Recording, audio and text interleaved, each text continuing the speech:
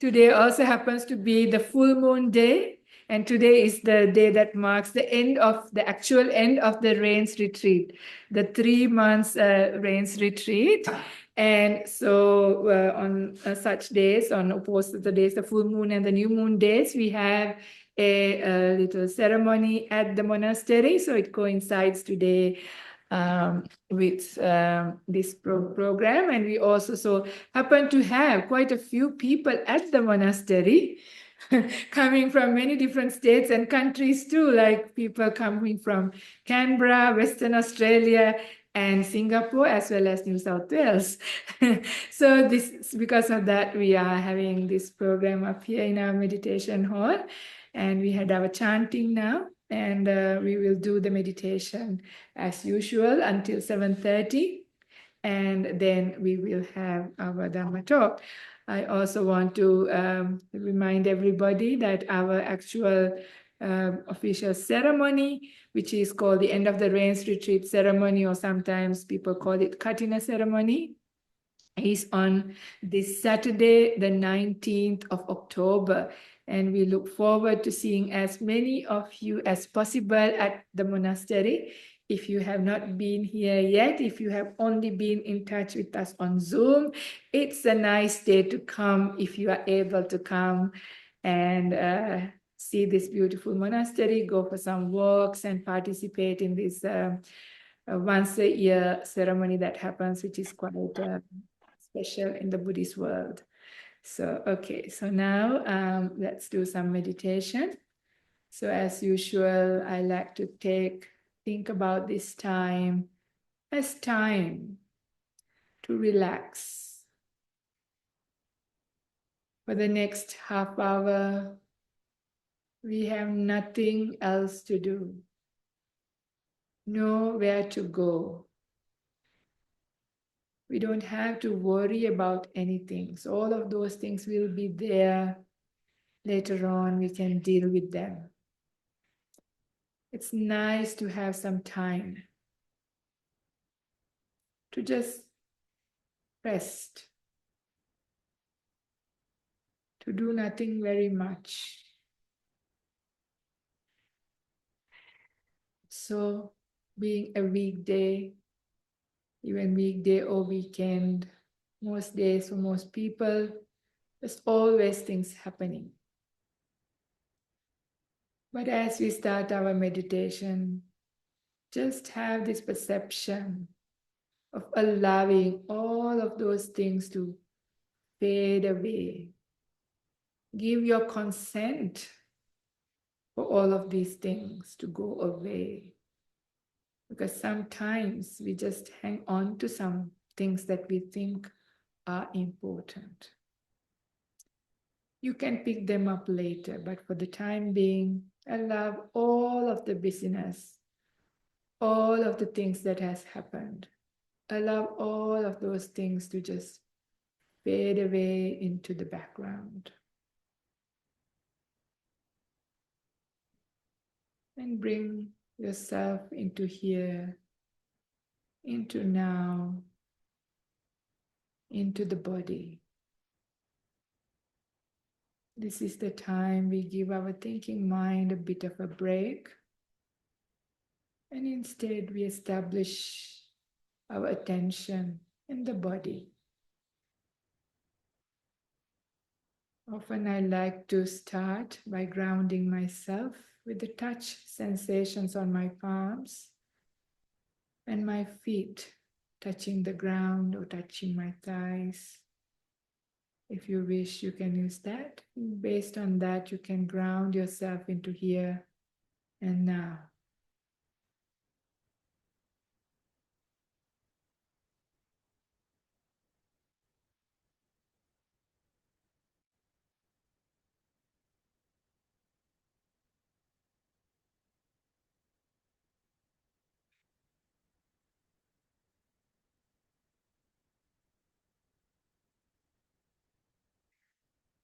Our attitude is also very important. So whatever is happening right now, allow it to be, accept it. whether it is the feelings in your body, whatever emotion that is there in your mind, whatever sounds that you're hearing, any other sensations you're feeling, instead of rejecting them, just allow them to be.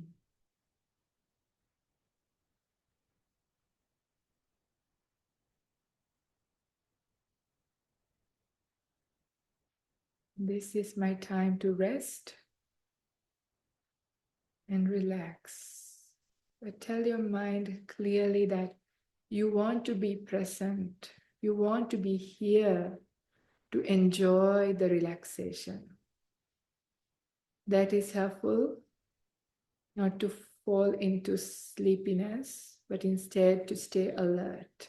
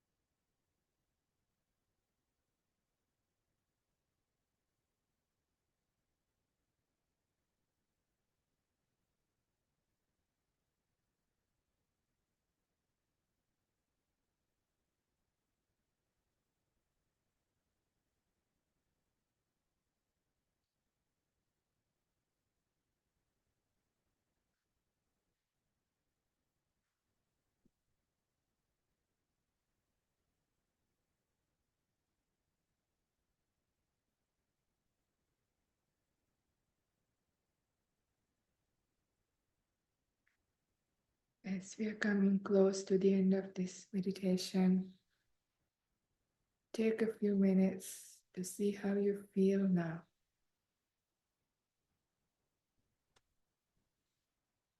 How is your body? And how is your mind?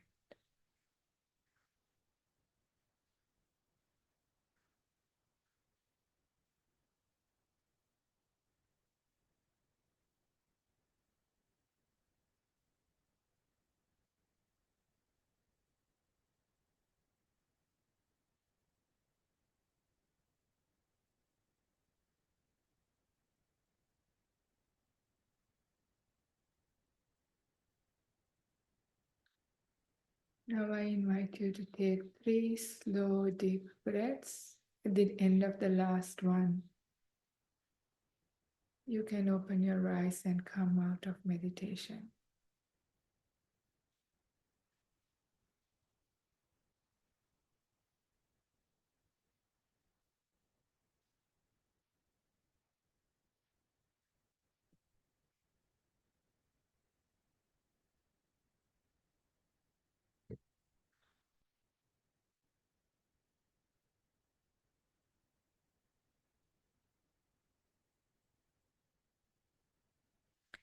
So today I have received a couple of different requests. In fact, I have invited and people have suggested.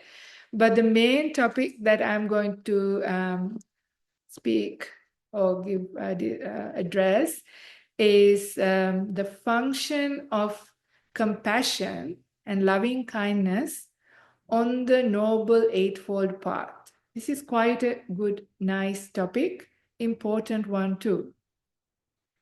But also today we are very privileged and nice to have a nice group of people attending in person at the monastery. So I have asked the people as well for different topics, and I wish to address as many of them together with this same topic because I can see that they will go together. So I'm going to start with one of the topics that 2 people independently asked, and that is, they asked, the topic was, why are we here? Right? Good question, right? It's why are we here? Now, to do real justice to this topic, I would need like a whole workshop, maybe over a couple of days or even weeks. We could talk about this. Why are we here?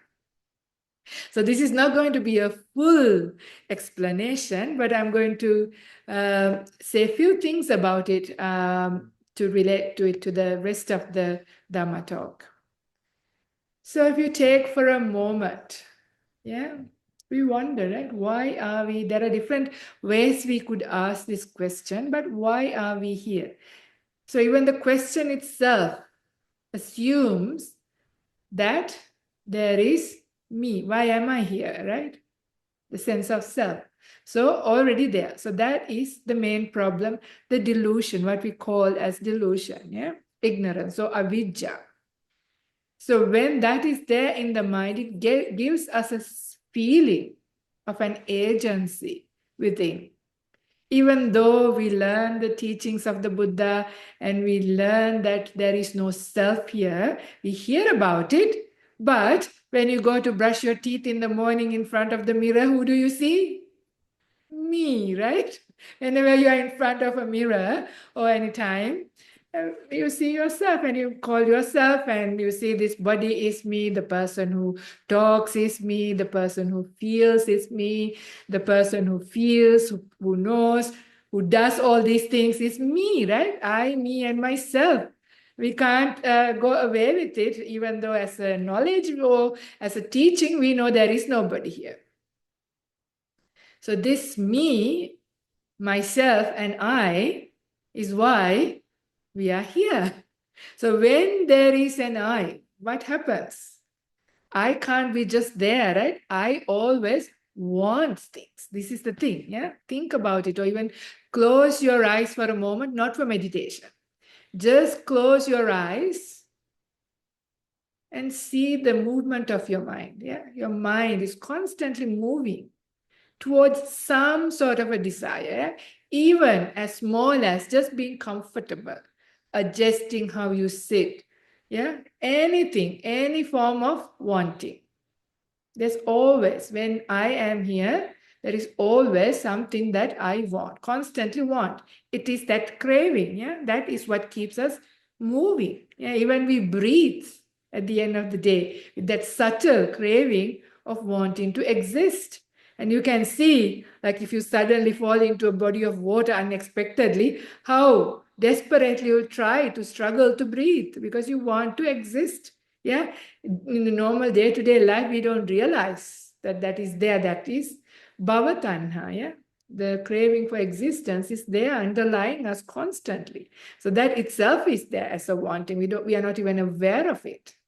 But everything else, even while we blink, is to give comfort to our eye. Yeah, there's so many things. There's constantly, but of course there are much bigger cravings too. So when I am here and when I want or when I don't want, yeah. So don't want is also a form of wanting, right? It's a rejection. So the want is the direct one, that is the raga or desire or passion or whatever you want to call it. And its opposite side, the other side of the same coin, is don't want, aversion, ill will, negativity, irritation, or whatever it is that pushing things away.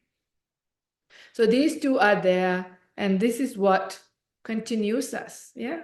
And I recall a beautiful sutta in the middle length discourses, Majjhima Nikaya, called Anatha Pindikovada Sutta. Anathapindika was one of the Buddha's main supporters who offered the Jetavana Grove, and where Buddha spent many, many rains retreats and did lots of teachings. And so when Anathapindika was passing away, Venerable Sariputta and one of the Buddha's these main disciples and Venerable Ananda was at his bedside as he was passing away. And one of the instructions that he was given was like if you die attached to an eye, if you die attached to sights, if you die attached to the feelings that are born as a result of sight, eye consciousness, all of that, that whole area, if you die attached to that, you will get an eye again. Yeah. And if you die attached to sounds and hearing and the ear and the sensations born from hearing and the ear consciousness. Same with food, yeah. This is a real problem. People were joking and making fun of me for having ice cream today. I confess my diabetic sin confessions. It's not so easy, right? Yeah, it's easy to say, but these are very ingrained things, yeah. Our attachment to. Think for a moment. Are you ready? If somebody tells you that you're going to lose your tongue from tomorrow morning when you wake up, you won't have a tongue anymore left to taste anything. We are not happy, right? If you say that tomorrow morning when you wake up, you will be blind, or that you can't hear, yeah, it'll be difficult. I want to stop for a moment. Ursula, if you are uncomfortable sitting, you can stand up also, no problem, okay? It's really fine. Be comfortable however you want to be, yeah? So, so this is the thing. So we have quite a lot of attachment. So once we have these cravings, we don't even think about it, but they're there. So once they're there, we are here. So why are we here? That's why we are here. But if you have come to an understanding of the uselessness of going around and round in circles, eating, singing, dancing, going here, going there, seeing this, seeing that, some people still enjoy it, and that's fine, no problem. Yet, at least for me. But if you some people have come to a point where they ask the question, why? Yeah, why? Sometimes that's why you ask that question.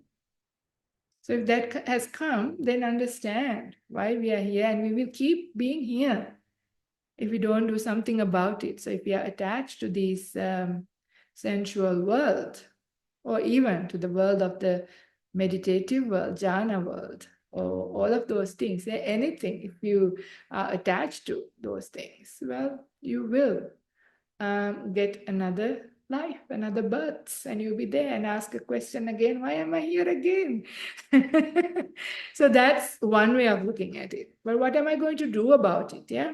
How is this? So now I'm here already, can't do anything about this life, right? But what is a meaningful way to live this life? Well, that's an important question as well, right? Sometimes it's also important. We're also not just here to eat, drink, and have a jolly good time. That's fine. You can do that. But if that's the only thing we did, I mean, that would be a waste of a life as well. A human life is quite precious. Why so?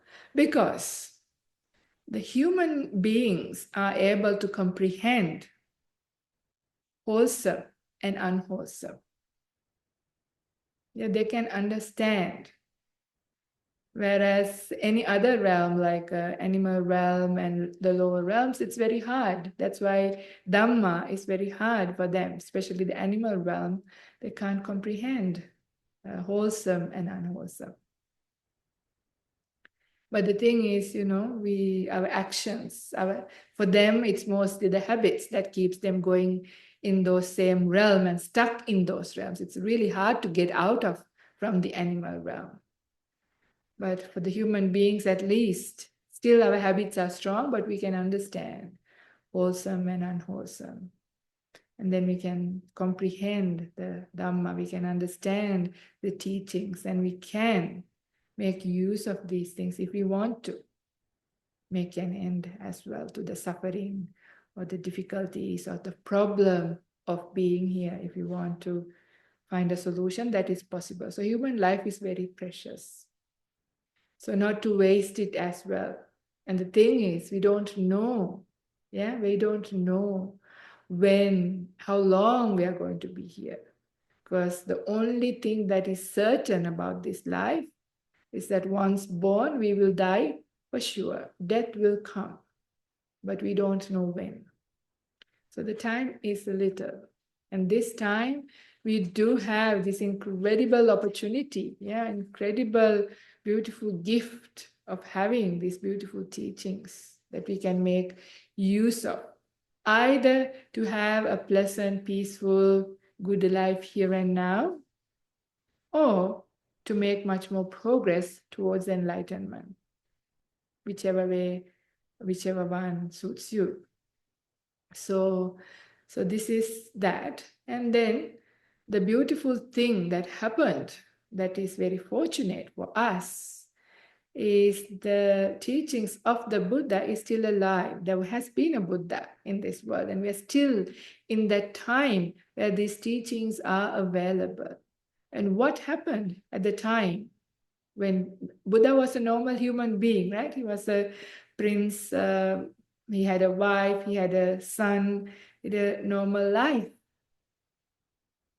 And when he became a Buddha, what he woke up to, or the insight, his big insight, is right view, understanding what's going on, the problem, what is happening, the dependent origination, all of those things. And these teachings are available to us here. And the main teaching of the right view is that there is unsatisfactoriness or suffering in the world. But the good news is suffering, the second noble truth is there is a cause for the suffering. Third noble truth is, and that can be ended. So it's a good path. So it's not about suffering, it's about ending suffering. It's a path about happiness. And the fourth noble truth is about the path leading to it, called the Noble Eightfold Path. So this is the main teaching, the teaching that is extremely special to Buddhism or to the Buddha's teaching is the Noble Eightfold Path. And we have given several Dhamma talks on this subject and mentioned them. But just for the completion, just to mention them briefly, to name them, the first noble truth the first step in the Noble Eightfold Path is right view, samadhi. Second one is right intention, samma sankappa. Third one, samma vacha, right speech. Fourth one, samma kammanta, right action. Fifth one, samma ajiva, right livelihood. Sixth one, right effort, samma vayama. Seventh one, samma sati, right mindfulness. And eighth one, samma samadhi, or right stillness, or the deep meditation. So the main topic is that where is compassion, metta, and karuna, loving kindness and compassion coming? Because we hear this, right? These are very important themes that come up, important meditation subjects, right? Bhrahmavihara or divine abodes, they're called. How come they're not on the path? Yeah, we wonder, are they not there? Where are they? This is the question. What is the function? And it is really, really beautiful to think about it. Now, going back to this why am I here problem, we said there is this understanding because of the delusion, I am here. And also when I'm here, I also have lust, that is raga, and also ill will and negativity, dosa comes up, and moha, the delusion of, again, I am here, is there, raga, dosa, moha, and all the other defilements. I mean, enmity, negativity, ill will, all of these, so many different defilements are there. So Noble Eightfold Path is about, ending all of these things. So how it is important to understand how is metta and karuna, loving kindness and compassion functioning. What's their function into this path of purification, if you want to say. Noble Eightfold Path is a path of purification of your mind, isn't it? It is a path of eradication of these defilements. So if you want to think about what is Nibbana, for a moment, because I have to bring this up to make the point. So Nibbana or Nirvana, or it's the extinguishment. The meaning of that word, the word is switching off something. Switching off something that is a light, a fire. That's the kind of light they had at the time of the Buddha, right? That's the fire, the light they use. So Nibbana or Nibbuto means just switch it off or it goes out, light going out. So the idea is fire going out. So the Noble Eightfold Path is about extinguishing the fire. So are we on fire? So this is where we think about, the Buddha says, raga ginna, dosa ginna, moha ginna, right? So lust or desire is a fire. Think for a moment how your mind is, when you have strong desires coming up. It's like we are on fire. When ill will, negativity comes in our mind, it's like a fire. And my ego comes up, moments of when somebody challenges you on your profession. Who are you to tell me? See how it's like a fire? Comes up, your sense of self coming up, and you start, I know. When somebody tries to tell you, you can see these are all just in a very light-hearted way, showing that all these things, these defilements are burning us. All of them are fires. So this Noble Eightfold Path, this beautiful path, is a path for cooling down and extinguishing these fires. So it's very interesting. Now I'm going to take up metta just for an example. So in the Metta Nisangsa Sutta, this is like benefits. There are 11 benefits given by the Buddha for somebody who is practicing metta. I'm not going to talk about all 8, that's 11. That's another Dhamma talk. You can look it up if you search for Metta Nisangsa Sutta. And one of the things is that it says, if you practice metta, you are safe from fire. Right? So no burning possible.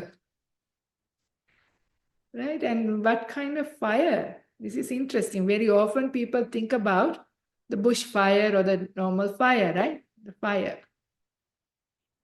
Is that the kind of fire that you have protection if you are a serious metta meditator? Now, again, if you look at the suttas, there's a story called Margandhya Sutta. This is the female Margandhya, a story about that one.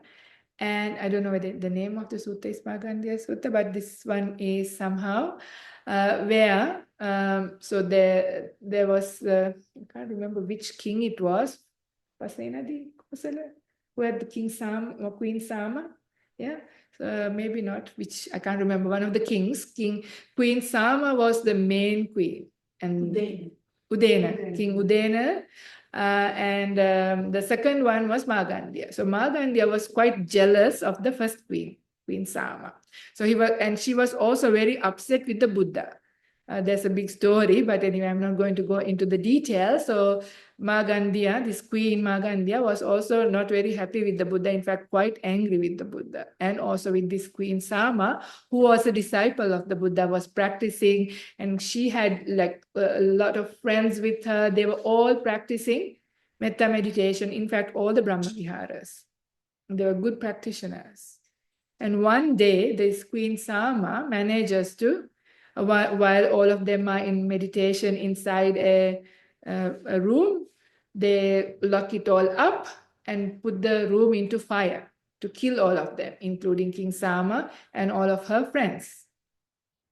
They were like not just metta meditators, they were doing metta jhanas, like they were really serious meditators.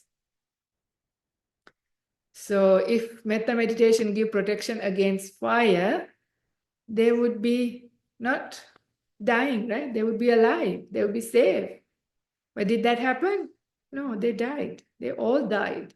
But they died as anagamis, non-returners. They really used that time, practiced the meditation, and probably entered the jhanas, and they made quite big way forward in their practice, but they died. Yeah.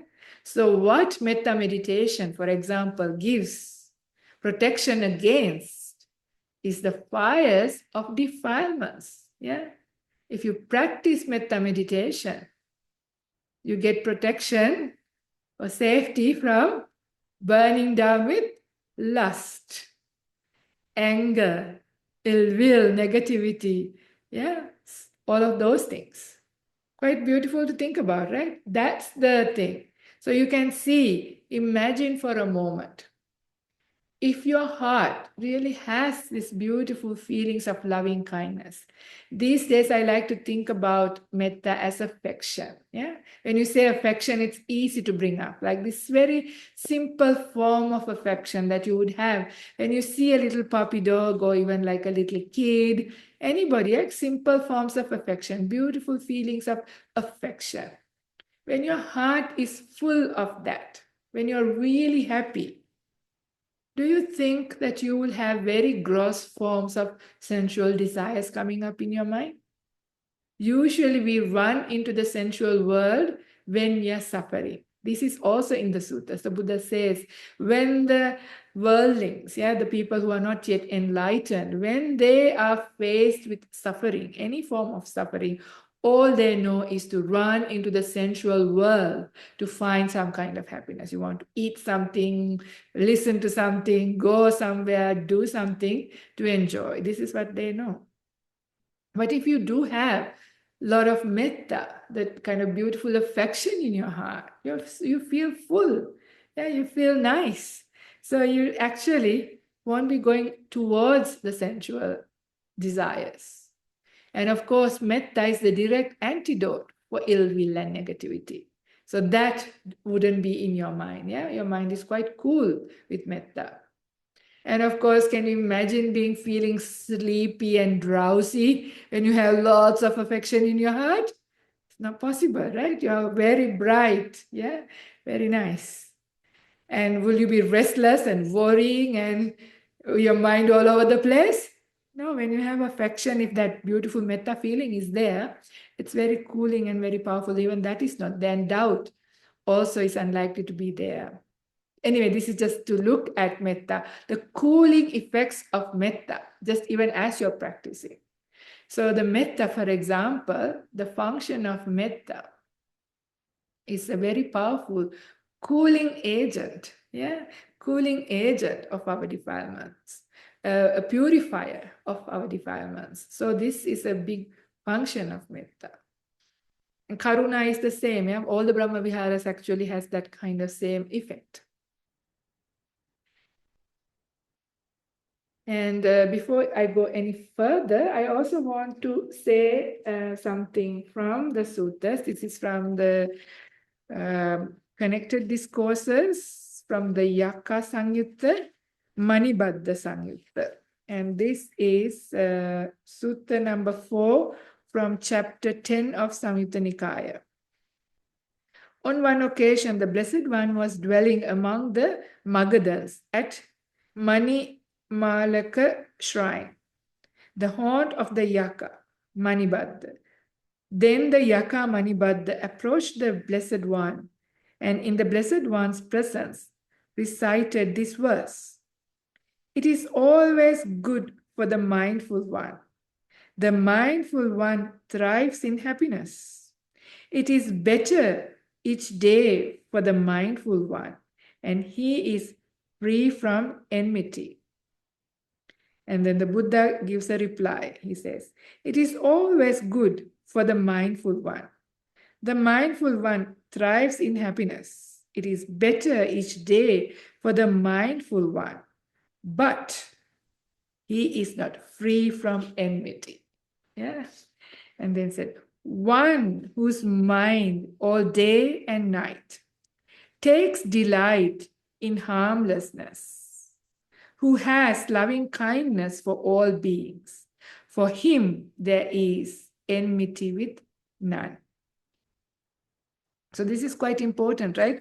In the modern world, mindfulness is highly elevated. Yeah, mindfulness is the thing. Yeah, but the Buddha says, yes, mindfulness is great. Mindfulness is good. Mindfulness has many benefits.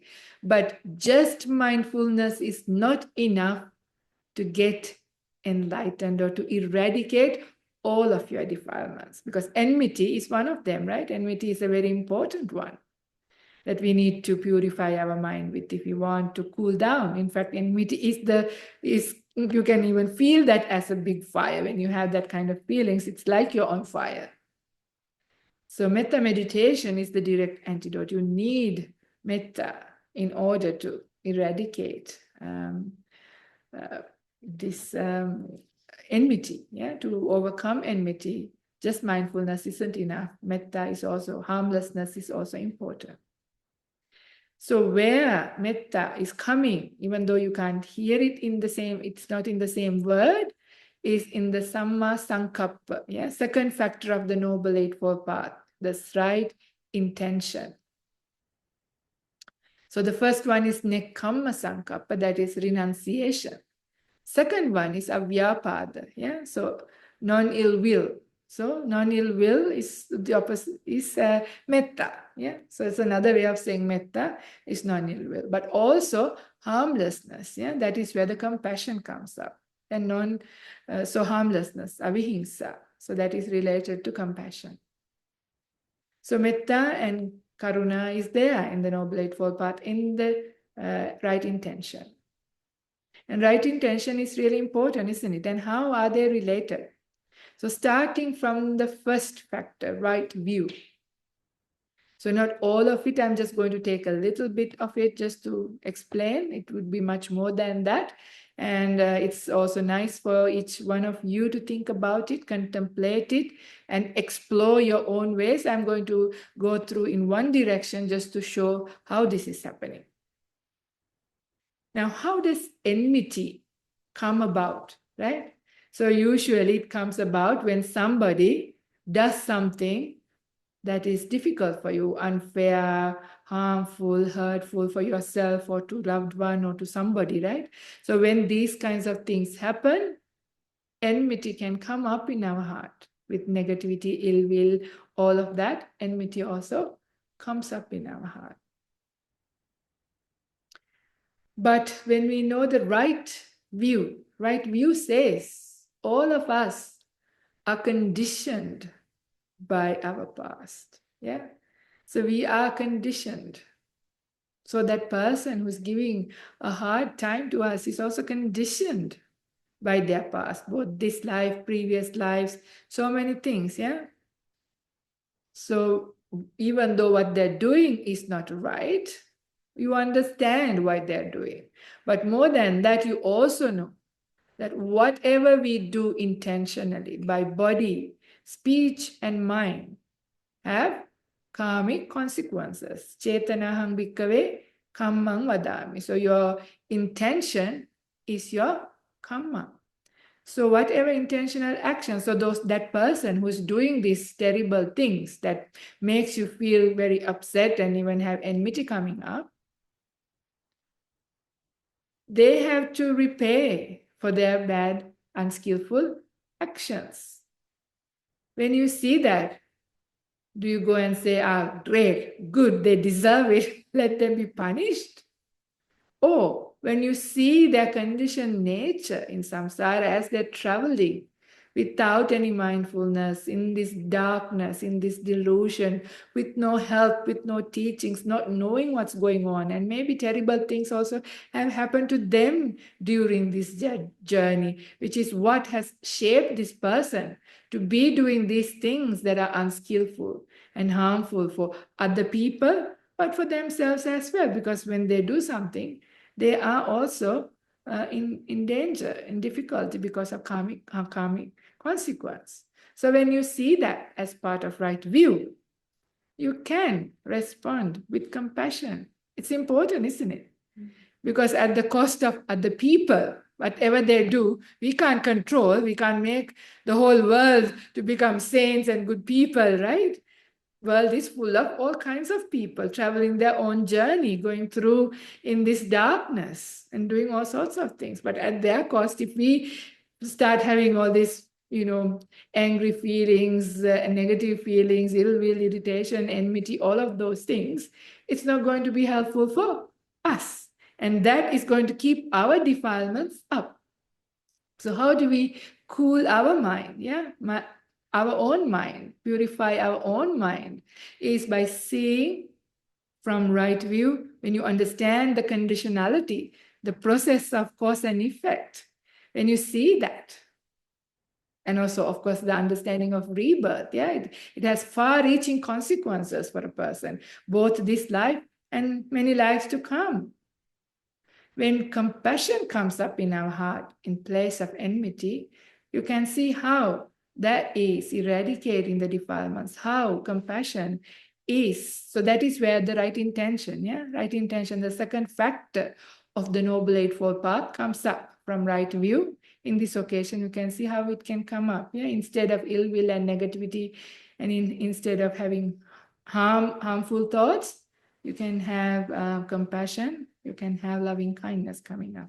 That's the right intention. That is the way to respond. So how do you do when this person is doing these things? You can respond with compassion in your heart, with loving kindness in your heart, and speak in a way that is good. So that would be right speech. Otherwise, if you have ill will, negativity, enmity in your heart, what kind of speech would come out of your mouth? Wrong speech, right? It would be harsh speech or any form of speech that is not skillful. So you can see how from starting from right view, going into right intention, and then right speech, and your actions. The opposite is also true. If when enmity, negativity will come and it really was overpowering, this is when people go and hit somebody or even kill somebody, right? With action, you can go into the wrong action. But instead, if you have the right attitude, non-harm and non-ill will, instead metta and compassion in your heart, your actions would be right. You won't be killing. That doesn't mean that you don't take actions. Like if the right thing, the compassionate thing is to put the person in jail if it's a really, really difficult person, you can do that. That's not against the precepts, right? Taking action for somebody who's doing harm to other people or to themselves, because that at least stops them from doing further damage to other people and stops their karma and also saves everybody else. So taking that action is not a problem. Yeah, that's right. But you don't have to have anger, enmity, negativity. Instead, you come from a place of compassion for the person and for everybody else who's affected. This is just one example of showing, yeah? You can expand this, apply this in a bigger way. This talk is not going to be enough. The time is not going to be enough to explain, but this is just showing a gist of how we use metta and karuna, the function of those in the application, in the lived experience of the Noble Eightfold Path, yeah, in here and now. So,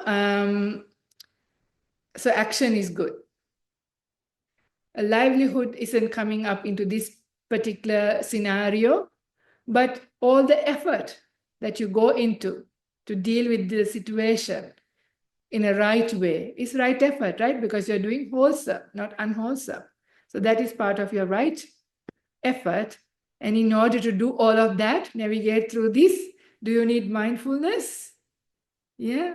So that is where it is coming, but that is not the right mindfulness in a direct way. It's more the sati sampajanya, mindfulness and clear comprehension. That's a starting point of mindfulness that develops into the meditative form of right mindfulness. So I have mentioned this simile many times before, but there are people who have not heard this, but it also comes up in a very beautiful way to explain the Noble Eightfold Path and the function of metta and karuna in a beautiful way. So I'm going to tell the same story again. So people who have heard this, please bear with me and have compassion and have joy in allowing other people who have not heard this story to hear it. And this is a story from my life when I came to Santi 3.5 years ago, my first time in Santi in 2021. I came here with another nun, and it was our very early days. So it's a beautiful, big property, a big, really wild forest next to a big national park. And so I wanted to familiarize myself with this property. So one beautiful sunny morning, I decided to go for a walk by myself, very quietly, very mindfully, yeah, and peacefully. And the other nun who was with me also has decided on her own to go for a walk. Halfway through, we both met up. So what happens when two people meet together? We start talking. What happens to the mindfulness? Mindfulness is dropped. Luckily, I had bit of good karma. The other nun had better mindfulness than me. So this is why I'm still here and talking to you. Yeah. So as we were walking, suddenly she was ahead of me. I was behind her. It was a narrow little path. We were going through the forest, and she put her hand out to stop me. So when I stopped, what did we see? Just like a foot in front of us, a huge red belly black snake. So if you know how poisonous they are, they don't give you much time to live. And we were about half an hour away from the main monastery buildings where the telephones are, where the people are, and where the vehicles are. And if we scream or yell, nobody can hear because it's quite far. And if you try to walk after being bitten by the snake, you won't walk very far, yeah? And the red belly black snake can actually, strike you very high. It has already lifted itself up. It's ready to strike when we saw it. So I usually ask the question, since I have a live audience here, I want to engage with you and say, what would be your honest response if you were there with a big, huge snake, poisonous one? What would be your response? Run. Yes. What else? Do nothing. Do nothing. What else? Huh? Freeze. Freeze, yes. What else? So metta to the snake. Not smart things. Do you want to try that? Shall we go for a walk? Then I will find the real answers. Scream, yell, run. Or some people might freeze. Yes, it's true. Of course, we are all good Buddhists, taken up our precepts, so we won't think about killing. But there are many people in the world, when they also see a poisonous snake, they will try to kill. Also, like if they are in a farm, because to save their livestock, if they have little children running around, so they also take the action of killing. Yeah, that is also something that most people might do. Anyway, I'm bringing this up, right? Are they compassionate things? Some are, some aren't, right? But anyway, never mind. So even my feeling was to run because I was so scared. I wanted to run. But of course, the other nun had a different plan. She grabbed my hand. Even though she's small, she was strong, right? So I couldn't run. So I was in my head thinking, what are you doing? Let's go. But I didn't. I trusted her and she was calm. So I could feel her calmness. So because she's calm, I calmed down. So then we froze and we waited for a little while. After that, we took a few steps back. But what she did after that is something that if you haven't heard the story you won't tell. You wouldn't know what, guess. So she spoke to the snake in the most beautiful voice. She's anyway very sweet and kind, gentle person, right? Very sweetly she spoke and said, oh, we didn't, I can't imitate this, right? I'm trying my best. It's much better than this. I'm trying my version. Oh, we didn't know you were here. We were just going for a walk. It's a beautiful day. Enjoy your sunbathing. We don't actually have to go this way. We are going to go back. Have a really, really nice day. Right? I can still remember the snake and its glassy black eyes looking at us, waiting there, right? And then she says, let's have a good look so we can identify this. So we identified the snake, had a good look, and then we went back. But I'm 100% sure if we wanted to go through, we could have also said, we want to go through, will you allow us? And if we stayed there for a little while, the snake would slither away. Yeah. And if I was the snake, I would be flattered by the way she spoke. She spoke words that went into the heart, right? Really kind, full of metta, right? Full of beautiful and respectful, yeah? Respecting the other being. Didn't say, you stupid snake, you are an animal, I am a big human, what are you doing on my road, in my property, get out of my way. Didn't say that, yeah? Didn't have any anywhere near that kind of feelings. Yeah, nothing like that. Yeah.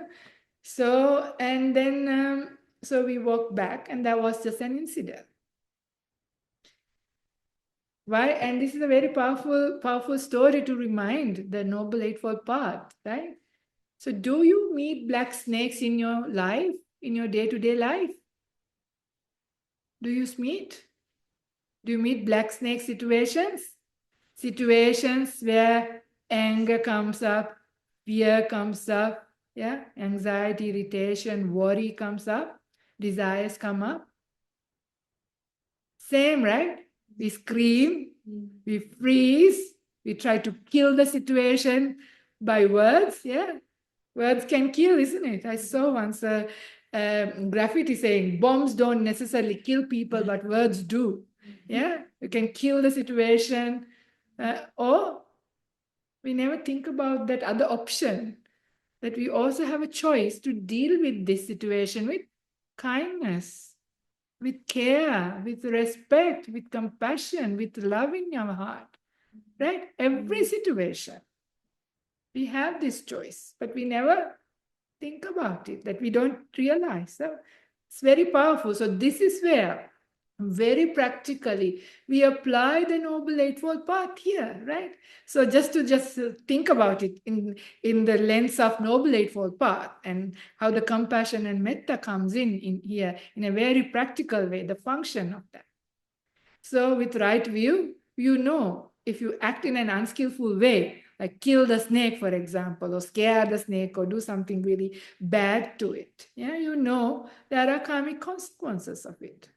So you act with kindness, without ill will, without negativity, harmlessness, yeah, right intention.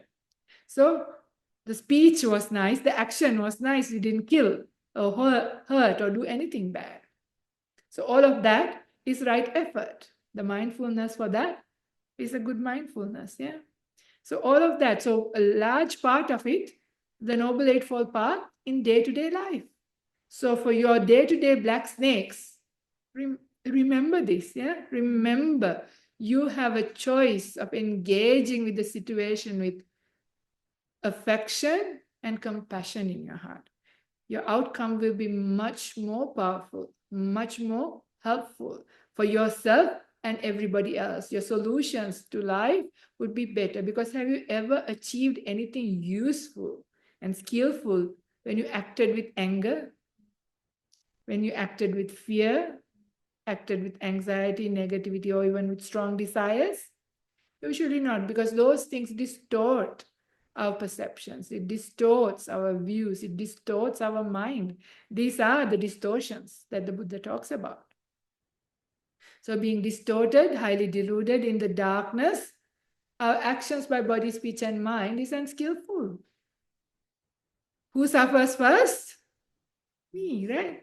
Person who have, and we have a karmic inheritance to take with. We just chanted, kamma sakomi, kamma dayado, kamma yoni, kamma bandhu. Yeah, that's my inheritance. My, it comes with me. So this is where it is so important. If you have mindfulness, to remember when you meet your black snakes in the daily life, this is how you apply Noble Eightfold Path. It's not like you apply Noble Eightfold Path when you're on retreat. So when the computer got disconnected, we were talking about, I suppose, the practical application of the Noble Eightfold Path in the day-to-day life, based on this simile of the snake encounter. It's very clear that every wakeful moment we have opportunity to practice, because that is one of the questions that one of the people in the room asked.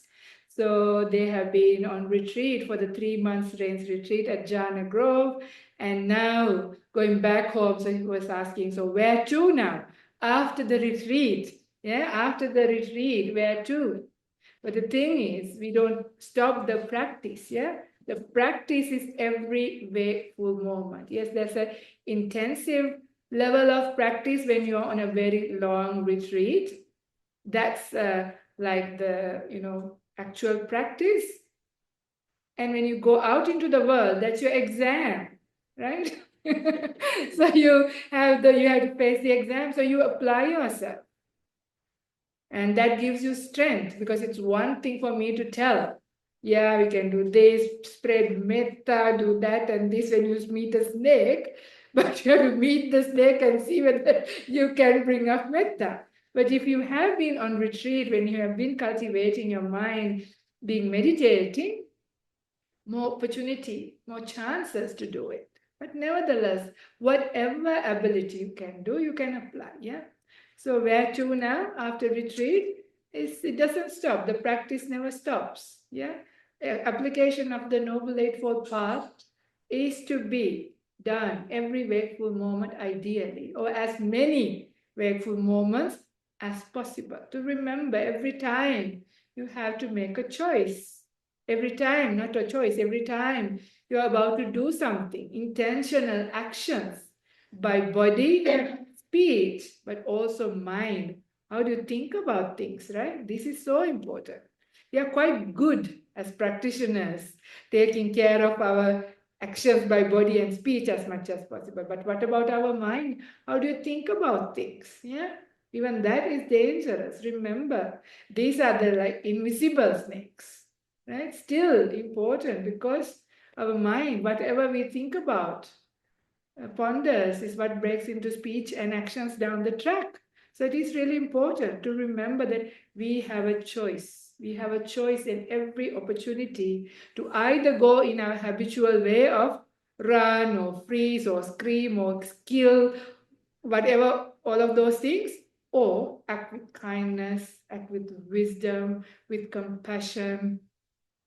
And that would be application of the Noble Eightfold Path there. Yeah. So compassion, metta, and all of those things come up in the right view. When you have right view, it comes up in your heart.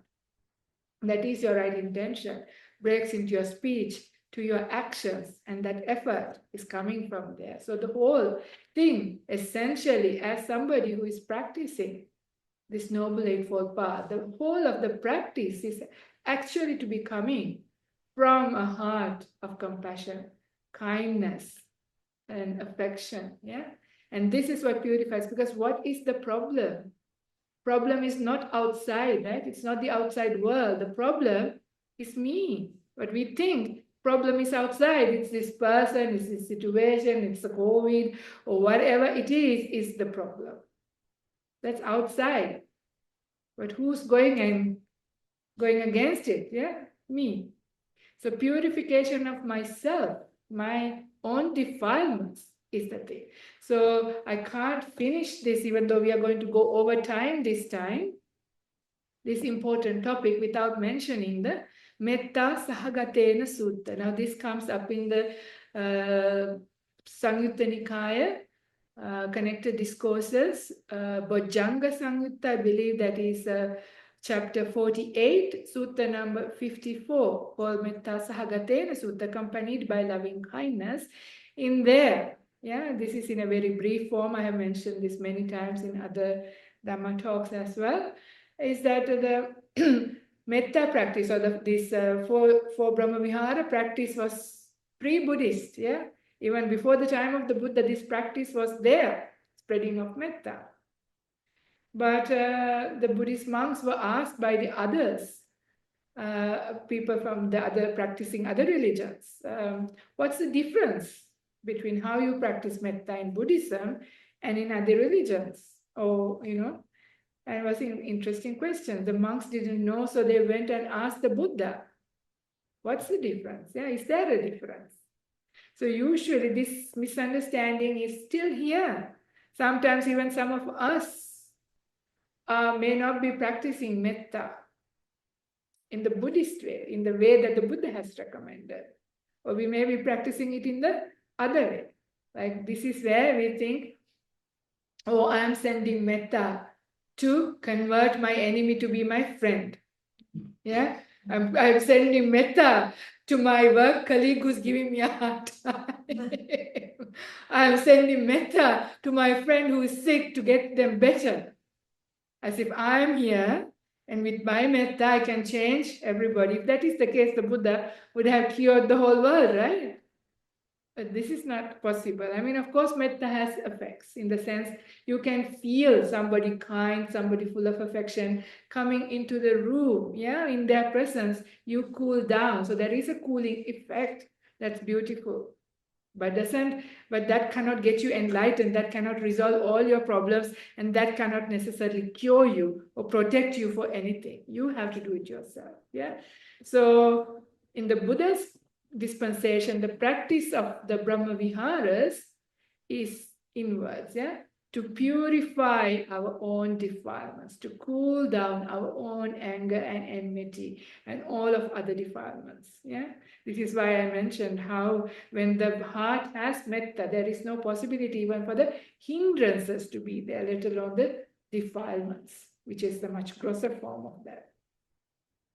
So metta, the function of that is that cooling process. Other things are there as, things to do, but metta is constantly there. This is why, if you hear the Ajahn Brahm story about the, Mrs. Y and Mr. Samatha and the dog Metta climbing the meditation mountain, and you wonder what does metta has to do with vipassana and samatha, you usually hear those two things. But metta is an integral part of it. Metta is like the source. That's the cooling agent, really.